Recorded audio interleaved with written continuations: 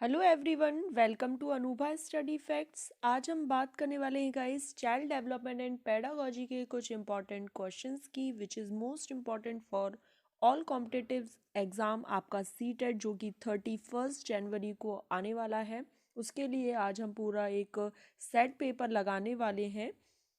30 questions को आज हम इस सेशन में डिस्कस करेंगे। सेशन पसंद आए तो लाइक शेयर एंड सब्सक्राइब कर सकते हैं। चलिए आज का सेशन हम शुरू करते हैं। ये जो सेशन है वो आपका बायलिंगुअल चलेगा। तो पहला क्वेश्चन है developmental perspective of teaching demands teachers to. जो एक शिक्षण का विकासात्मक परिप्रेक्ष्य है वो शिक्षकों से क्या मांग करता है। कठोर अनुशासन, तो ऐसा बिल्कुल नहीं है। अब हमें पूरा जो ऑप्शन है वो पढ़ने की ज़रूरत ही नहीं। हम अपना टाइम कैसे बचाएंगे एग्जाम में, वो भी आज हम इस वीडियो के माध्यम से समझेंगे। फिर है विकासात्मक कारकों के ज्ञान के अनुसार अनुदेशन युक्तियों का अनुकूलन कर कर विभिन्न विकासात्मक अवस्था वाले बच्चों के साथ समान रूप से व्यवहार करके। तो ऐसा बिल्कुल नहीं है कि आप सारे बच्चों को एक जैसा ही व्यवहार करेंगे, मतलब बोलते हैं ना एक ही डंडे से हाँकना। तो ऐसा नहीं है। आप अलग अलग जो बच्चे हैं उनमें इंडिविजुअल डिफरेंसेस होते हैं, तो आप उनके हिसाब से ही जो अपनी युक्तियां हैं या जो आपकी स्ट्रेटजी है वो आप पालन करेंगे। इस प्रकार का अधिगम उपलब्ध कराएं जिसका परिणाम केवल संज्ञानात्मक क्षेत्र के विकास में हो। तो ऐसा बिल्कुल नहीं है। ये ऑप्शन बिल्कुल सबसे सही है कि आप एडप्ट करेंगे अपनी इंस्ट्रक्शनल स्ट्रेटेजी को जो based on the knowledge of developmental factors. तो पहला जो क्वेश्चन है वो आई होप आप लोग को समझ आ गया होगा। चलिए सेकंड क्वेश्चन की तरफ बढ़ जाते हैं। Learners can not learn unless. जो शिक्षार्थी है वो तब तक नहीं सीख सकते जब तक कि, आपको याद होगा हमने थॉर्नडाइक के लॉ में पढ़ा था कि जब तक कोई बच्चा तत्पर नहीं होगा, रेडी टू लर्न वाली जो चीज़ है, मतलब वो अगर समझने के लिए सीखने के लिए तैयार नहीं है तो आप उसे कुछ सिखा नहीं सकते। अब पढ़ते हैं यहाँ पर, उन्हें शिक्षा के सामाजिक उद्देश्यों की आवश्यकता के अनुरूप ना पढ़ाया जाए, कैंसिल हो गया।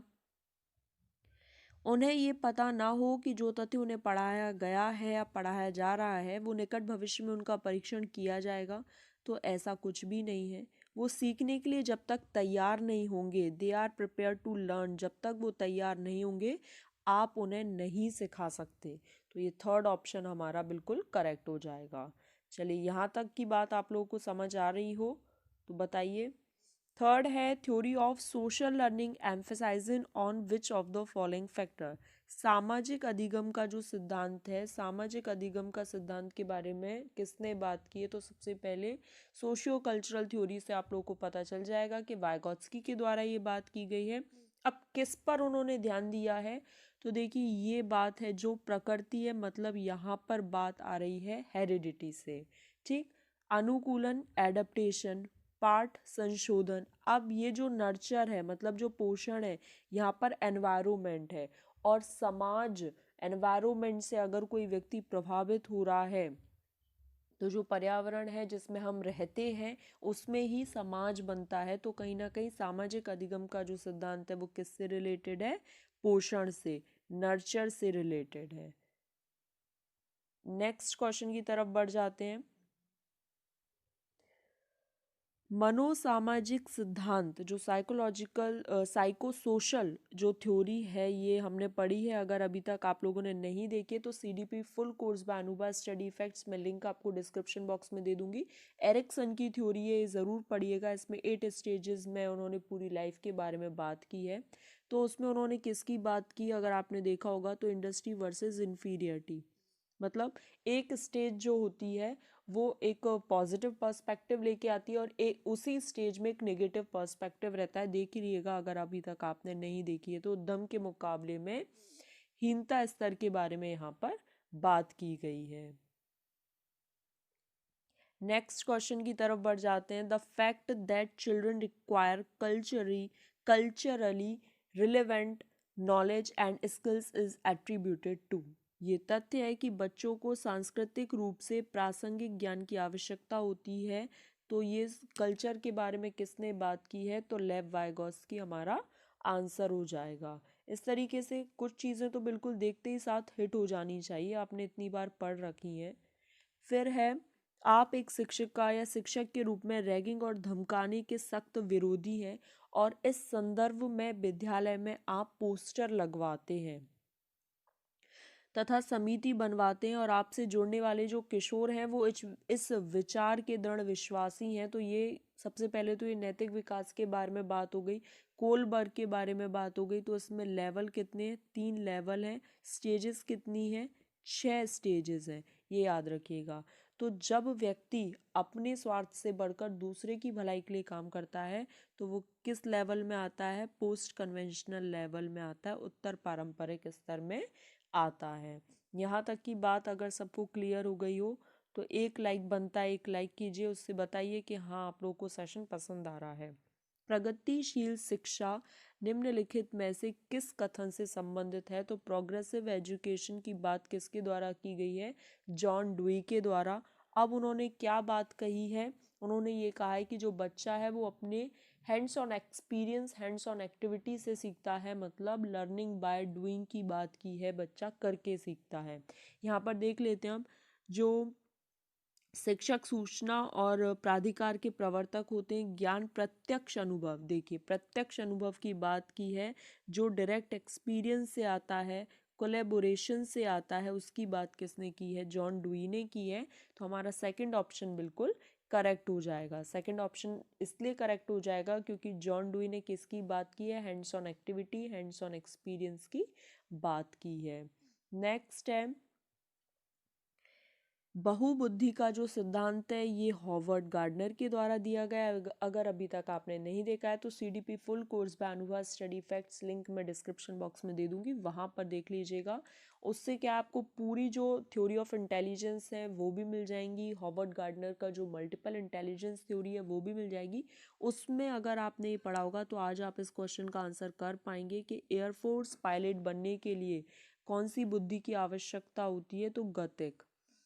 जो आपकी इंटरपर्सनल होती है वो दो लोगों के बीच समझने के लिए होती है, और जो इंट्रापर्सनल होती है वो खुद को समझने के लिए बहुत अच्छी होती है।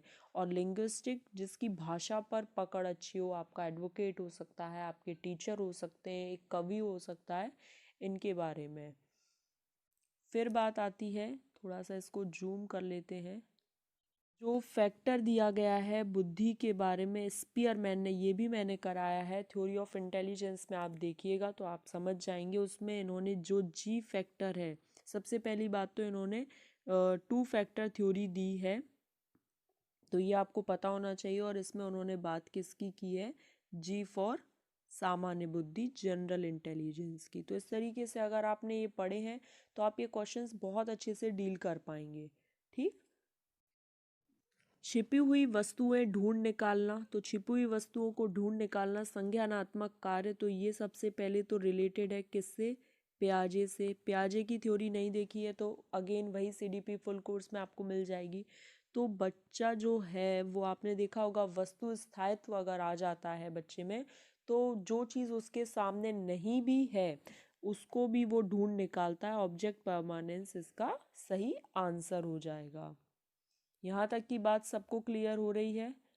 चलिए, बहुत अच्छी बात है। अगर यहाँ तक आप लोगों के सारे क्वेश्चंस बिल्कुल सही सही जा रहे हैं, इसका मतलब जो सीटेट के लिए तैयारी है वो आप लोगों की सभी की बहुत बढ़िया चल रही है। निम्नलिखित में से कौन सा समाज में लिंग समानता का मानदंड बताता है? तो विद्यालय में पुरुष और महिलाओं की जो शिक्षकों की जो संख्या की तुलना है उससे, या कक्षा 12 में लड़कों और लड़कियों द्वारा समान संख्या में प्राप्त विशिष्ट योग्यता, या कक्षा 12 तक पहुंचने वाले, ये बिल्कुल सही है कि भाई 12 तक, क्योंकि क्या होता है बहुत से लोगों का तो मतलब प्राइमरी करा के फिर स्कूल छुड़वा दिया जाता है, फिर उसके बाद 8th करवा के छुड़वा दिया जाता है, और अधिकतम से अधिकतम 10th क्लास पास करवा के गाँव में स्कूल छुड़वा दिया जाता है लड़कियों का।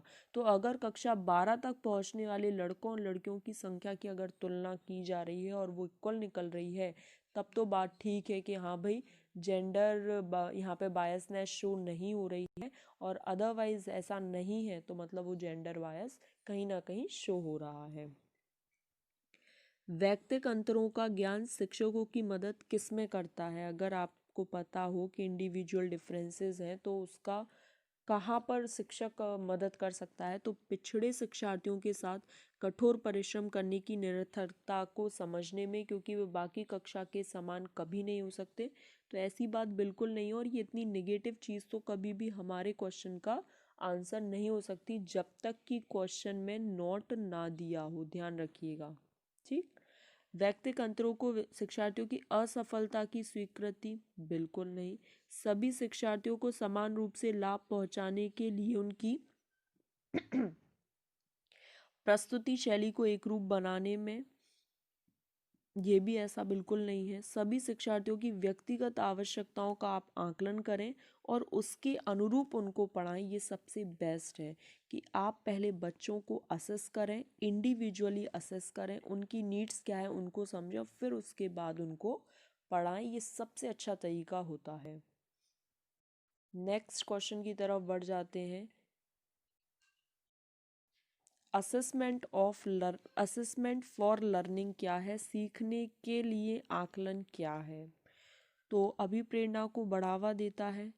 अलग करने और रैंक, तो ऐसा तो बिल्कुल नहीं है। ग्रेड्स, ये भी बिल्कुल नहीं है। विशिष्ट होता है और अपने आप में की गई आकलन। देखिए, मैंने ये असेसमेंट फॉर लर्निंग जो है, इसमें क्या होता है बेसिकली, जो आप असेस करते हो तो उसमें आपको मोटिवेशन फील होता है, और मोटिवेशन बच्चों को देने के लिए आप असेस करते हो, ना कि उनको ये कि भैया आप मैं आपसे अगर खुद की गई होती तो वो एज में आ जाती। ठीक। और अगर रैंक देने के लिए या फिर ग्रेड्स देने के लिए अगर आप बच्चों को असेस कर रहे हो तो ये बिल्कुल गलत बात है। फर्स्ट ऑप्शन हमारा बिल्कुल सही हो जाएगा। नेक्स्ट क्वेश्चन की तरफ बढ़ जाते हैं।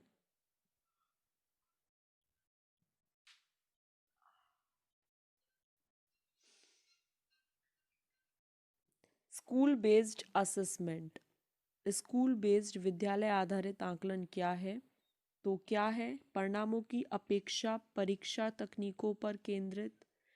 क्या आकलित किया जाएगा? रचनात्मक प्रतिपुष्टि उपलब्ध। इम्प्रूव करो लर्निंग को आप कंस्ट्रक्टिविस्ट फीडबैक देकर। ये बिल्कुल सही है। जो स्कूल बेस्ड असेसमेंट होते हैं वो भाई लर्निंग को ही तो बढ़ावा देते हैं, तभी तो बच्चा कुछ अच्छा सीख पाएगा। ऐसे थोड़ी ना है कि आप उनको ग्रेड्स दे दो या फिर उनको सेग्रीगेट कर दो या उनको बिल्कुल लेबल कर दो कि लेबलिंग कर दी साहब, ये बच्चा अच्छा है, ये बच्चा थोड़ा सा डल है। ऐसा कभी नहीं होता और ना ही होना चाहिए। कक्षा में शिक्षार्थियों से कहा गया कि वे अपने समाज के लिए क्या कर सकते हैं, इसे दर्शाने के लिए नोटबुक में जो विविध शिल्प कृतियां हैं उनको आप संयोजित करो। तो ये सबसे अच्छा क्या चीज़ कहलाएगी? ये आपका पोर्टफोलियो असेसमेंट कहलाएगा। पोर्टफोलियो जो होता है इसमें बच्चे की जो उसकी स्ट्रेंथ होती है या जो भी उसने अचीवमेंट की होती है वो सब इसके अंतर्गत आती है।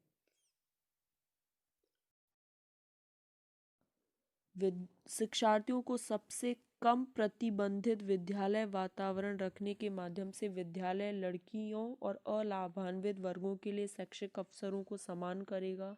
वंचित वर्ग के बच्चों के जीवन को सामान्य करता है, जो इन बच्चों के समुदाय और अभिभावकों के साथ विद्यालय के संबंध को बढ़ा रहा है।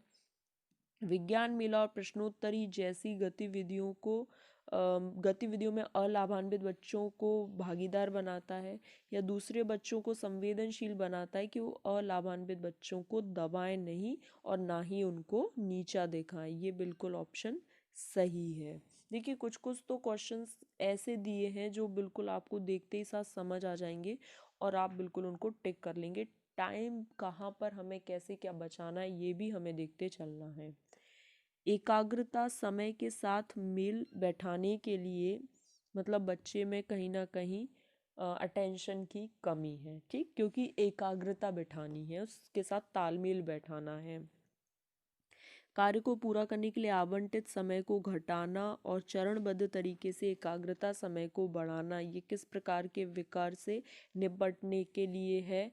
तो ये डिस्फेजिया तो भाई स्पीच से रिलेटेड है। अगर आपने मेरी लर्निंग डिसेबिलिटीज़ वाली वीडियो नहीं देखी है तो देख लीजिएगा, चैनल पर अपलोडेड है।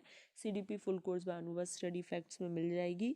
यहाँ पर बच्चे को क्या है, ये आपने सुना होगा ADHD, ये प्रॉब्लम रहती है, तो इससे निपटने के लिए ये सब काम किया जाता है। तो हमारा जो फोर्थ ऑप्शन है ये बिल्कुल करेक्ट हो जाएगा, और ये आप समझ रहे होंगे ये स्पीच से रिलेटेड है।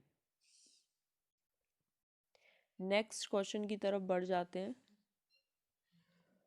निम्नलिखित में से कौन सा उपागम अशांतकारी व्यवहार संबंधी विकार वाले बच्चों के साथ व्यवहार करने के लिए बच्चों को उसके आसपास के लोगों और सामाजिक संस्थाओं के साथ अंतःक्रिया करने का सुझाव देता है? तो ये बात अगर आपने पढ़ी होगी तो आप लोग समझ पाएंगे कि जो यूरी ब्रॉनफ्रेंड बैनर का जो इकोलॉजिकल मॉडल है उसमें ये बात कही गई है। अगर अभी तक आपने नहीं देखी तो वो वीडियो देख लीजिएगा।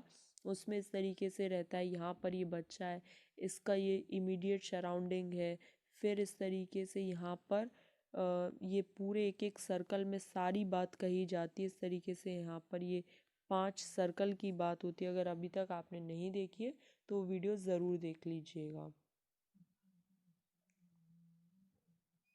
रेंजुली प्रतिभाशाली की अपनी जो उनकी जो परिभाषा है उसके लिए वो जाने जाते हैं, तो वो 3 सर्कल के लिए जाने जाते हैं।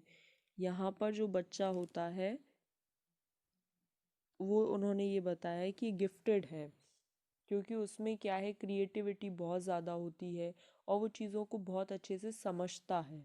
तो यहाँ पर ये जो अपना त्रिवृत्ति है ये बिल्कुल आंसर सही हो जाएगा। फिर बात आती है कि फॉर गिफ्टेड स्टूडेंट्स के लिए, तो जो प्रतिभाशाली शिक्षार्थी उनके लिए अभिक्षमता को कौशल के रूप में समझना सही है। तो गिफ्टेड के लिए क्या सही है? प्रगति के निरीक्षण करने की आवश्यकता नहीं, ऐसी बात नहीं है।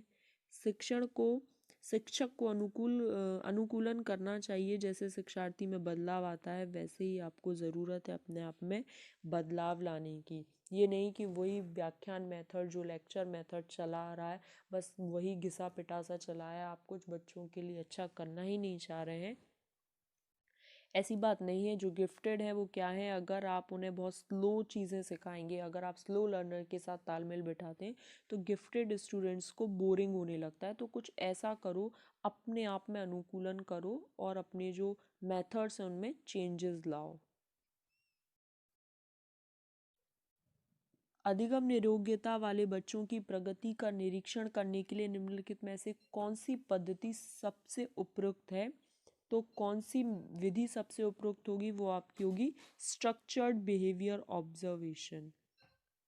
यहाँ पर आप व्यवहार का अवलोकन कर पाएंगे, सबसे अच्छा मेथड होता है। तो फोर्थ ऑप्शन बिल्कुल करेक्ट हो जाएगा। आपने देखा होगा चाइल्ड डेवलपमेंट एंड पेडागोजी के जो क्वेश्चंस होते हैं वो मिक्स करके आते हैं, कहीं कहीं पर फैक्चुअल और बहुत से क्वेश्चंस कंसेप्चुअल आते हैं। तो आपको दोनों की तैयारी करते हुए चलना है। हालांकि सीटेट में आपके लिए जो 31 जनवरी को आपका सीटेट होने वाला है उसमें आपके फैक्चुअल क्वेश्चन बहुत ही कम आएंगे, रेयर 1-2 ही आ जाएं तो बहुत है। बाकी सारे क्वेश्चंस आपके कंसेप्ट्स पर बेस्ड होते हैं, जैसे इस तरीके से यहाँ पर चले आ रहे हैं। यहाँ पर कोई रटने वाली बात नहीं, अगर आपने चीज़ों को अच्छी तरीके से सीखा है तो आप बहुत अच्छे से बना सकते हैं। नेक्स्ट है, कुल 8 क्वेश्चन और बचते हैं हमारे। अधिगम निरोग्यता वाले शिक्षार्थियों द्वारा एक पूर्ण उत्पादक जीवन जीने के अवसरों को बढ़ाने का सबसे सही तरीका कौन सा है? तो इस तरह के शिक्षार्थियों की कमजोरियों पर ध्यान केंद्रित करना, ऐसा बिल्कुल नहीं। शिक्षार्थियों से उच्च अपेक्षाओं को बनाए रखना, कभी भी अपेक्षा आप नहीं बनाना चाहिए, कभी भी टीचर को भी ये चीज़ें समझना चाहिए। और चूँकि हम भी अब सीटेट पास करके एक हम टीचर की लाइन में जाने वाले हैं, तो ये चीज़ें ध्यान रखना है कि कभी भी बच्चों से आशाएं नहीं रखनी चाहिए। विविध कौशल और युक्तियों का प्रयोग करना चाहिए और उन्हें अलग अलग कॉन्टेक्स्ट में यूज करना चाहिए। तो ये बहुत अच्छी चीज़ होती है कि हम टीचिंग वैरायटी स्किल्स, टीचिंग में स्किल्स जो अलग अलग स्किल्स हैं, अलग अलग स्ट्रेटजीज़ हैं, उनका यूज़ करें और बच्चों के जो कॉन्टेक्स्ट हैं सभी संदर्भों में उनको लागू किया जाए, ताकि बच्चा बहुत अच्छे से चीज़ों को समझ पाए और सीख पाए।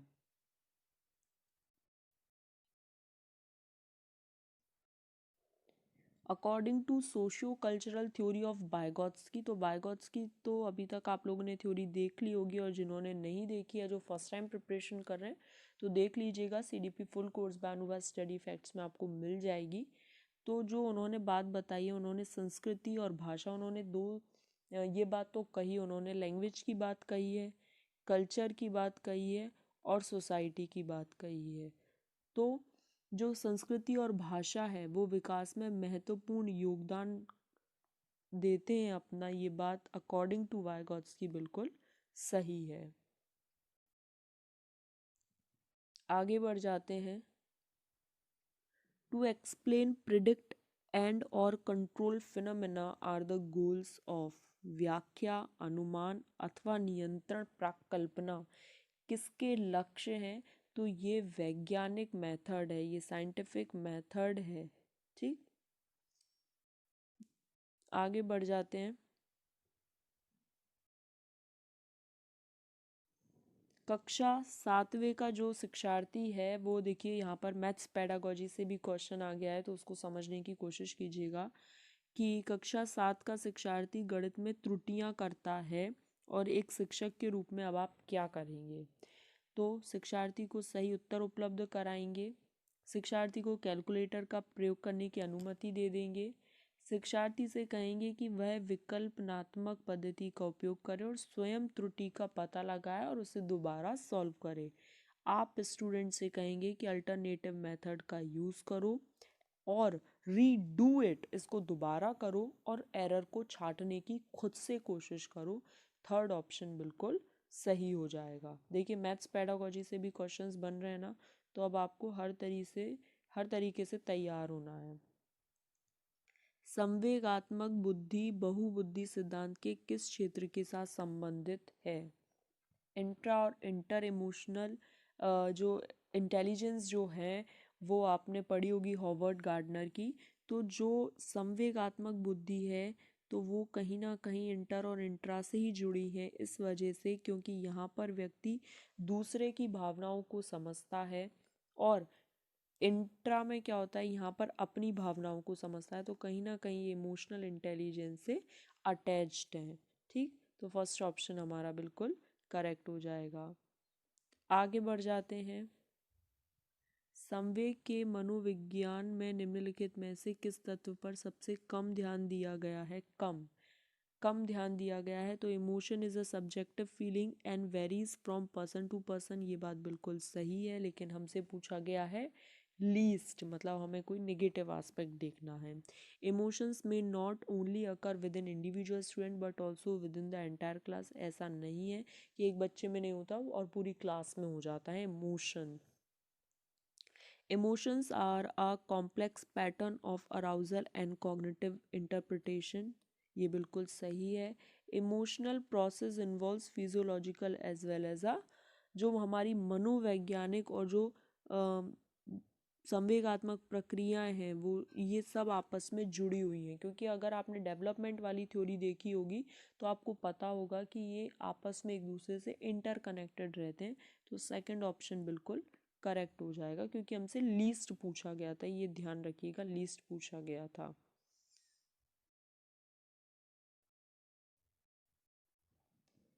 राजेश गणित, देखिए गणित की फिर आ गई, मतलब मैथ्स पेडागोजी भी आपके यहाँ से क्वेश्चंस बन रहे हैं। राजेश गणित की समस्या को हल करने के लिए पूरी तरह से संघर्ष कर रहा है, उसका आंतरिक बल जो उसे इस समस्या को करने के लिए विवश कर रहा है, तो इसका मतलब कहीं ना कहीं राजेश जो है वो अंदर से मोटिवेटेड फील कर रहा है।